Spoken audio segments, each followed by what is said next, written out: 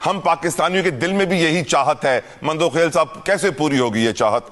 Iran और Israel की जंग के बीच में रूसी तेल tanker aqua titan 1 lakh ton से अधिक क्रूड ऑयल लेकर मंगलुरु पहुंच चुका है, जहां यह टैंकर पहले चीन जा रहा था और बाद में हालांकि इसे भारत की ओर मोड़ दिया गया। या खारजा पॉलिसी के लिहाज से जिसमें हम अपने फैसले खुद करें।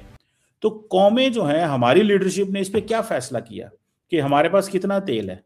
मतलब एक हफ्ते की जंग ने आपको इस मौके पे लाके खड़ा कर दिया है कि गवर्नमेंट ऑफ पाकिस्तान जो है वो उसके पास चॉइस ही कोई नहीं है। अगले हफ्ते आपको लगता है कि कीमतों को दोबारा फ्लक्चुएट करना पड़ेगा? पाकिस्तान में पेट्रोलियम मसनूआत की कीमतें हफ्तावार तय करने पर गौर किया जा रहा है। हफ्तावार, एक नहीं, दो नहीं, तीन नहीं, बल्कि 7 जहाजों ने चीन से यू टर्न लेते हुए भारत की तरफ अपना रुख। और इंडिया के एडवांटेज देखें आप कि उन्होंने तो पंजे की ओज पे आ गई हैं। फिर वो तो मजे ले गए, रशिया से तेल कमाए लेंगे वो, और फिर वो क्या उनकी आप सुने एडवांटेज, उनको एडवांटेज ये है कि वो तेल लेंगे और उस तेल को बेचेंगे, उसको तेल बेचेंगे क्योंकि उनके पास रिफाइनरीज मौजूद हैं। को देखें जैसे साहब, हम भारत को अगर देखें तो वहां पर तो पेट्रोल और डीजल की कीमतें बढ़ने के हवाले से खबरें आ रही हैं कि ऐसा कोई इम्कान नहीं है। तो ये जंग के असरात क्या सिर्फ हम तक ज्यादा आ रहे हैं? जय हिंद दोस्तों, a very warm welcome to Hindustan special channel. रूसी कच्चा तेल ले जा रहा एक टैंकर मंगलुरु बंदरगाह पर पहुंच गया है। असल में यह चीन जा रहा था। यह उन कई जहाजों में से पहला है जिन्हें भारत की ओर मोड़ दिया गया है। दरअसल यह टैंकर चीन जा रहे थे, लेकिन पुतिन ने यह टैंकर भारत की ओर मोड़ दिए। ऐसे 6 जहाज भारत आने के लिए रेडी हैं। पश्चिम एशिया में जारी घमासान के बीच यह ग्लोबल एनर्जी फ्लो में बदलाव की ओर बड़ा इशारा करता है। भारत पहुंचे इस जहाज का नाम एक्वा टाइटन है। रूसी कच्चा तेल ले जा रहे कम से कम 7 टैंकरों में से यह पहला टैंकर है जिसने अपना रास्ता बदला है। तेल को जहाज में उतारने के बाद पाइपलाइनों के जरिए एक रिफाइनरी में भेजा जाएगा। ये बदलाव ऐसे समय में हुआ जब पश्चिम एशिया में जारी संघर्ष में सप्लाई चेन में रुकावट आई है। इसके कारण दुनिया भर में तेल के प्रवाह का स्वरूप बदल रहा है। इसकी वजह से भारत को अतिरिक्त सप्लाई सुरक्षित करने की जरूरत पड़ी है। ब्लूमबर्ग की 18 मार्च की रिपोर्ट में बताया गया है कि चीन के लिए रूसी तेल ले जा रहे कम से कम 7 टैंकरों ने अपना रास्ता बदलकर भारत की ओर कर लिया है। तो कौमें जो है, हमारी लीडरशिप ने इस पे क्या फैसला किया कि हमारे पास कितना तेल है। मतलब एक हफ्ते की जंग ने आपको इस मौके पे लाके खड़ा कर दिया है कि गवर्नमेंट ऑफ पाकिस्तान जो है वो उसके पास चॉइस ही कोई नहीं है। गवर्नमेंट ऑफ पाकिस्तान के पास कोई चॉइस नहीं है, उसने क्या करना है। गवर्नमेंट ऑफ पाकिस्तान के उन्होंने कहा जी तेल की स्ट्रेट ऑफ हार्मोस से सप्लाई बंद हो गई है, तो उन्होंने कहा जी ठीक है, हम तेल की कीमतें बढ़ा देते हैं।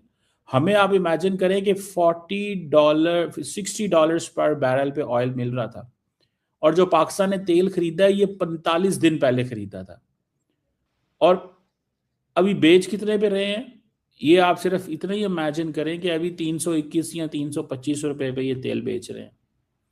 गवर्नमेंट जो है वो जो फ्यूल डिलीवरी की कॉस्ट है टोटल वो 158 रुपये है, 158 रुपीज, यानी कि जो गवर्नमेंट जो डिलीवरी की कॉस्ट है। गवर्नमेंट के टैक्स कितने हैं?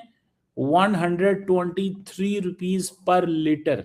यानी कि आप जब घर से निकलते हो कहीं जाने के लिए तो आपका एक जो लीटर पेट्रोल लग गया तो उसमें गवर्नमेंट आपसे 123 रुपये कमा लेती है, बाकी तेल वाले को चले गए। बीच में जो पेट्रोल पंप वाला पायदान है वो भी पैसे ले जाता है, कोई 20-25 रुपए वो भी ले जाता होगा, डीलर भी पैसे ले जाता होगा, ये बाकी लोग भी कमाते हैं। सबसे ज्यादा जो गवर्नमेंट है वो कमाती है। वो कहती है ये पकड़े गए हैं, इनको इनसे पंजाबी साढ़े कहते हैं इन्होंने छेल दो।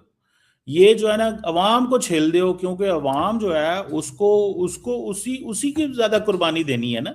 लीडरशिप तो कुर्बानियां नहीं दे रही। आप इमेजिन करें, मैं अभी कोई टीवी न्यूज पे सुन रहा था कि वो कह रहे हैं कि 20 अरब रुपए तो सिर्फ सरकारी गाड़ियों का तेल है, वो भी शायद पंजाब के अंदर सिर्फ। यानी कि सरकारी गाड़ियां जब चलती हैं तो सालाना 20 अरब रुपए का तेल खा जाती हैं। तो अब मुझे ये बताएं कि क्या इस मुल्क के अंदर सरकारी गाड़ियां कितना को काम करती हैं कि 20 अरब का तेल वो खा जाती हैं। और क्या होता है, एक जनाब ये हमारे मिनिस्टर साहब हैं, इनके नीचे 6 गाड़ियां हैं, ये सेक्रेटरी साहब हैं, इनके नीचे इतनी गाड़ियां हैं, जरा सा आप ग्रेड 18-19 में हो, 2 गाड़ियां हैं, इस महकमे में गए आपके पास 3 गाड़ियां, एक घर में लगी हुई है, एक साहब के लिए है, एक जनाब आपके मुलाजमों के लिए।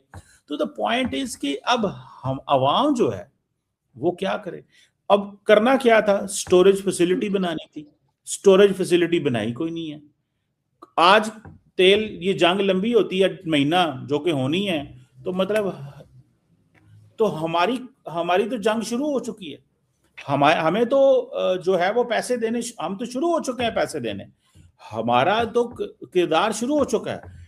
ईरान का क्या नुकसान होगा, अमेरिका का क्या फायदा होगा, रशिया का क्या होगा, किसी को क्या होगा, हमें इससे क्या गर्ज है यार कतर ईरान क्या कर रहे हैं। हमें तो गर्ज ये है कि हमारे अवाम क्या कर रहे हैं। तो आपने अगर कल को पाकिस्तान में जंग शुरू हो जाए इंडिया के साथ दाएं बाएं, आपकी स्टोरेज फैसिलिटीज कहां पे हैं।